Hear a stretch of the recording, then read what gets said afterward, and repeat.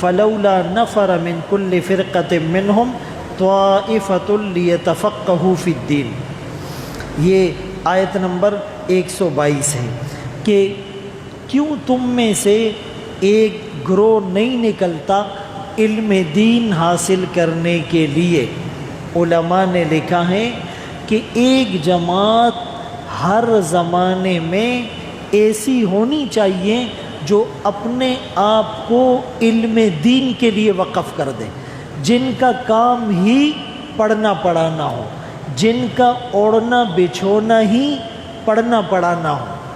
یہ کوئی معمولی شعبہ نہیں ہے۔ آج تو بڑی بے باکی کے ساتھ کہہ دیا جاتا ہے کہ جی یہ علماء ڈاکٹر کیوں نہیں بنتے، علماء انجینئر کیوں نہیں بنتے، علماء جو ہیں وہ سائنٹسٹ کیوں نہیں بنتے، علماء جو ہے وہ چارٹر اکاؤنٹنٹ کیوں نہیں بنتے۔ تو ان سے یہ سوال کیا جائے کہ تمہارے ڈاکٹر علماء کیوں نہیں بنتے، تمہارے انجینئر علماء کیوں نہیں بنتے، تمہارے سائنٹسٹ اور چارٹر اکاؤنٹنٹ علماء کیوں نہیں بنتے۔ اور یہ اشکال کیا جاتا ہے کہ جی مدرسوں میں کمپیوٹر نہیں پڑھایا جاتا، مدرسوں میں میڈیکل کی تعلیم نہیں دی جاتی، مدرسوں سے انجینئر نہیں نکلتے۔ تو ان سے یہ پوچھا جائے تمہارے میڈیکل کالج میں انجینئرنگ کیوں نہیں پڑھائی جاتی، تمہارے انجینئرنگ کالج میں میڈیکل کیوں نہیں پڑھائی جاتی، تمہارے جو ہیں چارٹر اکاؤنٹنٹ کے شعبے میں دوسری چیز کیوں نہیں پڑھائی جاتی۔ ہر چیز کے لیے مستقل شعبہ جات ہیں، تو دین کا علم یہ بھی ایک مستقل شعبہ ہے، اور اس سے بڑا اور اس سے مشکل کوئی شعبہ نہیں ہے۔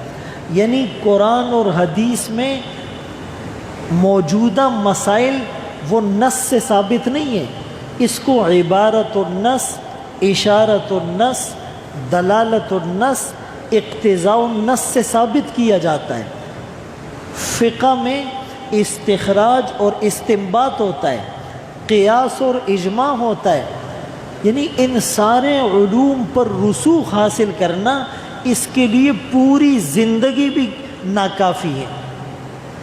تو یہ قرآن کہتا ہے کہ ایک شعبہ ایسا ہونا چاہیے، ایک گروہ ایسا ہونا چاہیے جس کا کام ہی پڑھنا پڑھانا ہو، جو ہر وقت امت کی دینی ضرورت کو پورا کرنے کے لیے موجود ہو۔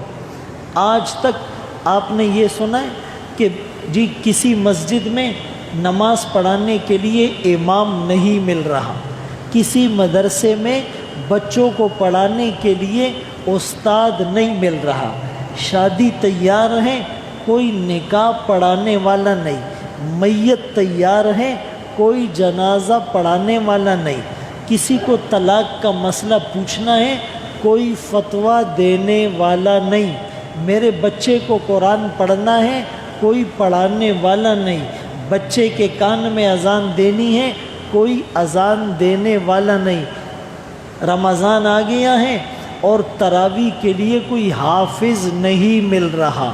کبھی آپ نے یہ سنا ہے؟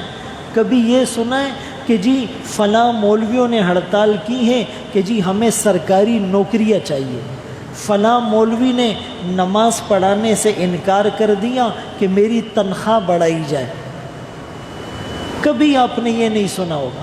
اس سے معلوم یہ ہوا کہ مدرسے کا جو مقصد تھا، مدرسہ 101% اس پر قائم ہے۔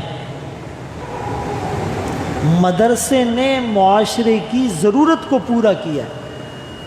اگر رونا ہے تو وہ تمہارے اداروں کا کہ حکومتی فنڈ اور خزانے سے اربوں نہیں کھربوں روپے تم لے چکے ہو، اور نظام تعلیم اور نصاب تعلیم اور امتحانی طریقہ کار وہ سارا میرے اور آپ کے سامنے موجود ہے۔